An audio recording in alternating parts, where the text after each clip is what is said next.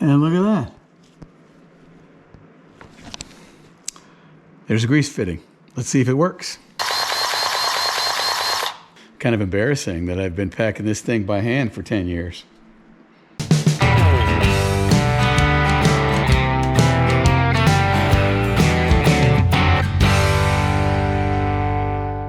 Hey, welcome back to the channel. Dave from Rolling Hills Farm here. What you see behind me here is the header of our versatile swather. If you've been following, you know that we've done two parts on rebuilding the swather itself, or restoring it, getting it ready for another 50 years of service. And the same is true with this header. So this is a draper head. Really just two sheets of canvas on rollers behind a cutter bar. As you can see, the cut grain falls back on the canvases, which sweep it to the center and lay it in a row with the heads or the grain tops pointed back. After a few days of drying in the sun, a combine comes along and picks up the grain row, heads first, separating the grain from the straw. It's an old-time process that goes back over 150 years, using canvas and wood to put grain into a row for drying. Many farms skip the swathing step altogether and use giant headers, big versions of this one, with augers instead of canvas to pull the grain straight into the combine. Then they can dry it with natural gas or with chemical spray. It saves a step. But we prefer the swathing and the draper head, and then using the sun to dry our grain, kind of the old-fashioned way. So you see that the deck is open. That's because the two canvases have been removed. We took them off last fall when we took this header off the swather. One of the canvases is worn out and needs to be replaced. I've got the material. You can see the damage that I'm concerned about right here. This canvas is old, beginning to deteriorate, and I don't want it to tear when we're in the middle of the field. So see, this is actually a replacement canvas from Versatile.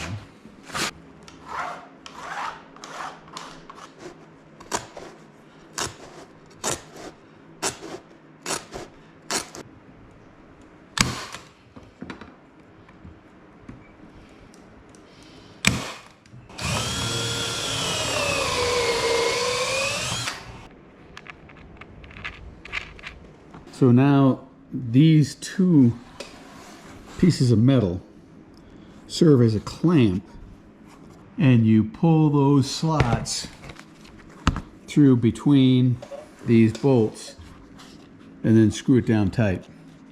So that takes care of the aprons for what I'm going to do now. I'll wrap these back up and put them into storage, and I won't actually put this apron on until we're ready to go into the field sometime in, we'll probably prep this in early August. So, next to the reel. If you look at the nameplate, it is a Kilberry Industries out of Winnipeg. And Kilberry was taken over and renamed MacDon, which is in business and should be available for parts. See that play right there? The bushing is missing. And look at the play. So we've got to take care of that. Next up, this pitman arm. I have to get a look at this bearing and see what kind of wear we've got. And so we're going to remove the entire assembly all the way back to this big pulley right here and look for worn bearings.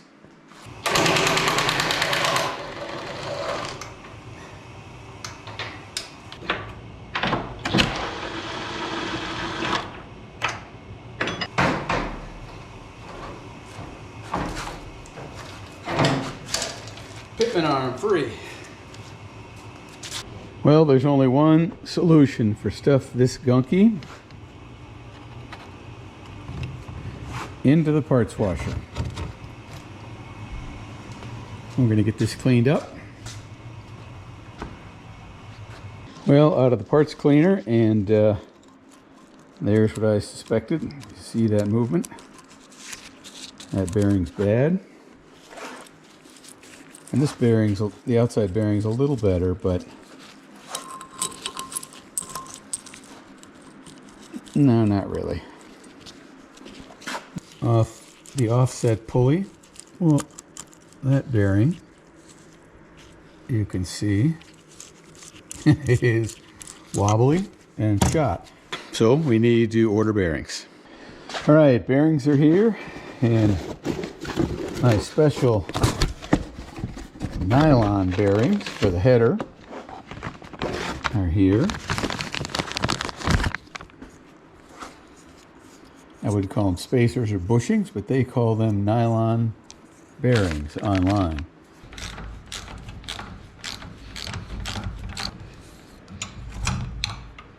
All right.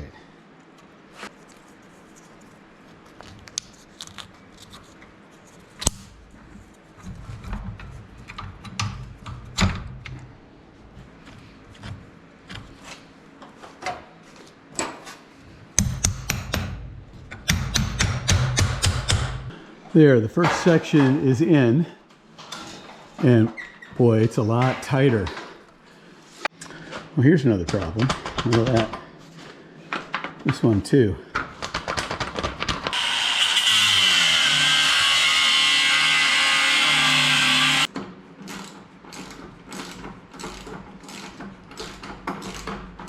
All right, time for my least favorite job, painting.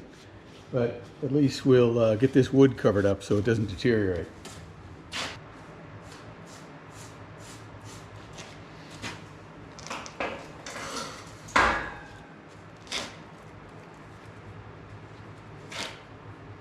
Well, the reel is painted and drying kind of a bright white, but that's what I had. Now it's time to get this Pitman arm assembly back together. I've got the first of the bearings and races to go in this arm and to go in the shaft that runs back and forth back here.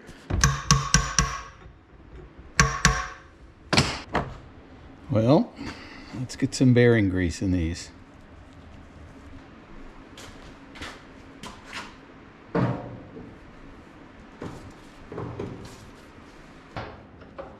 There we go. Now what I'm going to do is I'm going to draw it up.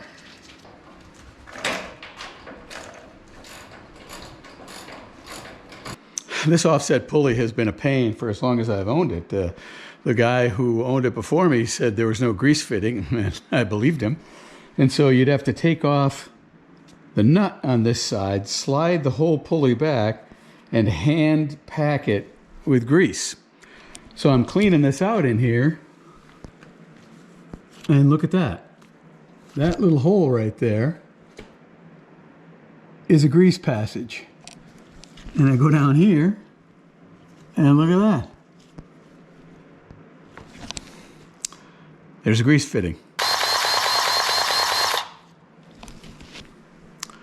Well, there we go. There's a nice upgrade. I was actually planning on trying to figure out a way to install a grease fitting by drilling into this thing. And Versatile did it for me. There. The drive reel and the connector arm are in place and greased. The Pitman arm in place and greased. And all connected to the blade. So that finishes this project. It's ready to move out of here, and so we can get ready for our next project. I still will need to connect this here and here to the swather and run a test on it, and then of course put the canvases on and make sure they all fit and everything moves smoothly. But we should be ready to go, ready for another season. Well, I hope you enjoyed our swather restoration series. The final project cost about $550. A replacement swather, even of the same vintage, would have been $5,000 or more if we'd even been able to find one. So that leaves quite a bit of capital money left in our farm budget, and Dawn is already shopping. I don't know what she's going to come home with, but I'm sure it'll be something that we'll show you. Meanwhile, it's time to start thinking about our next shop project. It is still March after all. We've got plenty of winter to go. The 520 New Holland spreader needs a new floor. You can see it's pretty cracked, and when you step in there, it's really soft. And I would say we also need some new tires, and the chain is sagging pretty badly. So that's the next project. We hope you stick with us, and we'll see how quickly we can get that together, because we're heading toward calving season, and we're about to hit a pretty busy time of the year here at Rolling Hills Farm. Thanks for watching. We'll see you soon.